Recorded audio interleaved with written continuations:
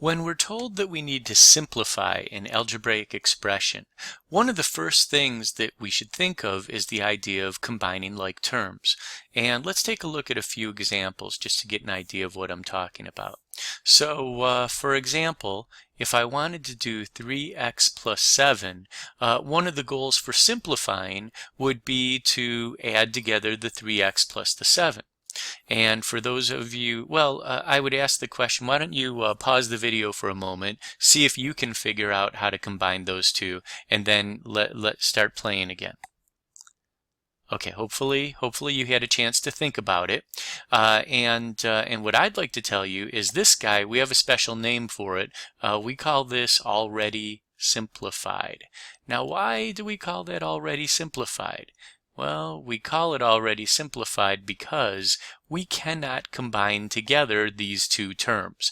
And by the way, as long as we're at it, if you don't mind, I'm going to mention to you that when we add things together, we call the things that we're adding terms. So here's a term and here's another term. So we'd like to try to combine these two terms together, the two things that are being added. Anyways, in this case, we can't do it. So let's take a look. Let's try something else. How about this?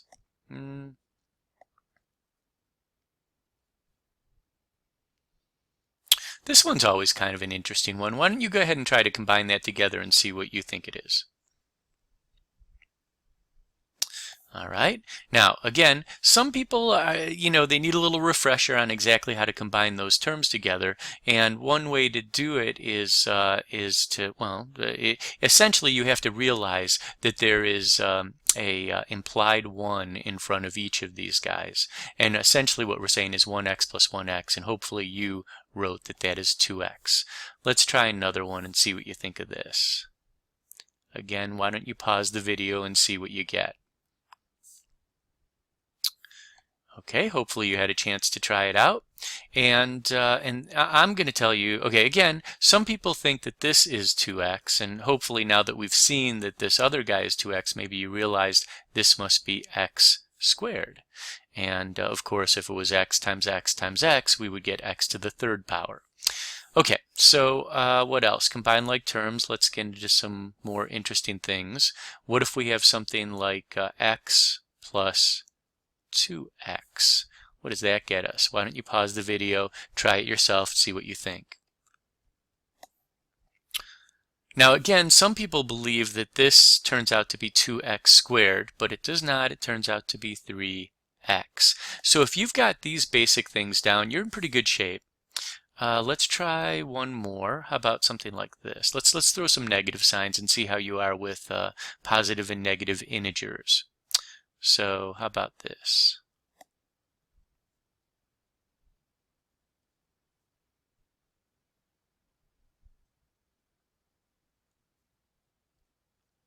There we go. Go ahead and try to combine like terms there and see what you get. All right. Hopefully you ended up getting something like negative 2x plus 11. And if you did, great. And if you didn't, then in class we should probably talk about what happened.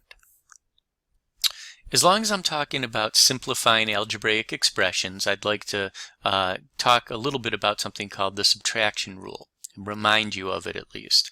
And what it says is this, is that if we have a minus b, some number a minus some number b, that is the same as a plus negative b. Now, there are some words to go along with this, and I'd like you to write them down, and here they are. Subtracting is like adding the opposite. These words here are supposed to mean exactly what you see here. A minus b equals a plus a negative b. When we subtract a minus b, it's just like adding the opposite of b. So here we're subtracting a positive b, here we're adding a negative b. And again, subtracting is like adding the opposite. Let's take a look and see why we care about this. For some quick, simple examples, hopefully you believe that 7 minus 3 is the same as 7 plus negative 3. And again, if you aren't so sure about that, you should try it out on a calculator. And this is a good test for a calculator to see if it's going to help you in algebra class. If it can't get the same answer for both of these, then you better double check your calculator. All right, that's a real basic way to look at this, but there are more complex things we could do. For instance, we could say something like 5x minus 8x, and say that that is equal to, that should be the same as 5x plus a negative 8x, and both of those should result in negative 3x. So we can use this subtraction rule in a variety of ways, but one of the things that I think is most interesting about it is this thing that we can do. We can say something like 5 minus 3x, let's do it like this, 5 minus, there we go, 3x plus 7. This, I think, is really interesting, is what happens when you subtract stuff in parentheses. It turns out these words, subtracting is like adding the opposite, is very helpful. Because what we say is this. We say, I'm going to turn this from 5 minus the quantity of 3x plus 7 into 5 plus the opposite of 3x plus 7, which means plus negative 3x, and I can say plus negative 7. Now, some of you know there's other ways that we could write that, and they would be equally fine. It'd be reasonable to say 5 plus negative 3x minus 7. As long as we're changing this 7 to the opposite sign, we're okay. So we should get so if we're concerned about what happens when we subtract a whole bunch of stuff in parentheses, we just use this rule. Subtracting is like adding the opposite. Let's take a look at another example just to kind of clarify this a little bit, hopefully. Let's try something like 2 minus, how about 5x minus 3. And I'd like you to give it a shot. Pause the video and see what you get, and then we'll see if we agree. Okay, I'm hopeful you did this. I'm hopeful you said, well, this is the same as 2 plus negative 5x, and then made that into a plus 3. And then hopefully after you did all your additions, we get negative 5x, and then 2 plus 3 gets us plus 5. One last thing I'd like to talk about in this video on simplifying algebraic expressions is the idea of nested grouping symbols. So let's take a look and see what we do when we have nested grouping symbols.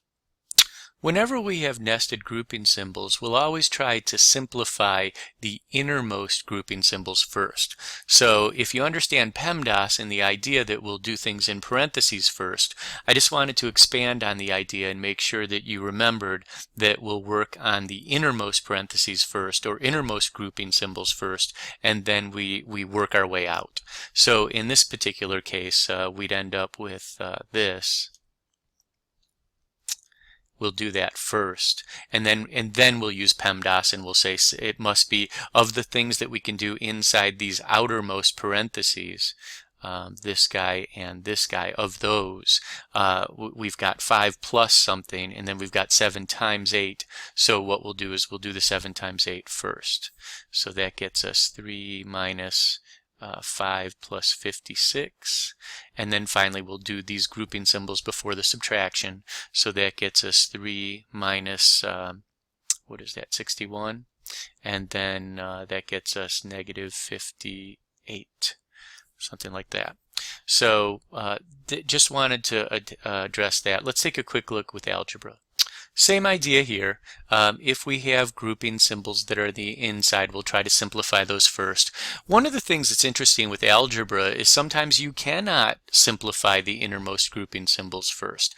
The x minus 5, I can't combine those together. So the best I can hope for is to do the 2 times this and then add the 3 to that. But still, I'm going to do everything in here before I do anything outside. So 7 minus we'll leave that as 3 plus, let's go ahead and distribute 2x minus 10. Don't forget there's a negative sign there. And then we can then go, oh, look at this, there's a minus sign. So let's do this. Let's do 7 plus, maybe we'll leave it as a minus for a second. And then we'll go ahead, we'll do 3 minus 10 and 2x. So 2x minus 7. We'll change that minus sign into a plus, and we'll change all of these guys to their opposites. And then that gets us, sorry, that's a 7. And let's finish that off with another color. Essentially, associative property of addition. I can throw away those parentheses. So that gets us negative 2x, and 7 plus 7 is plus 14. And that's it.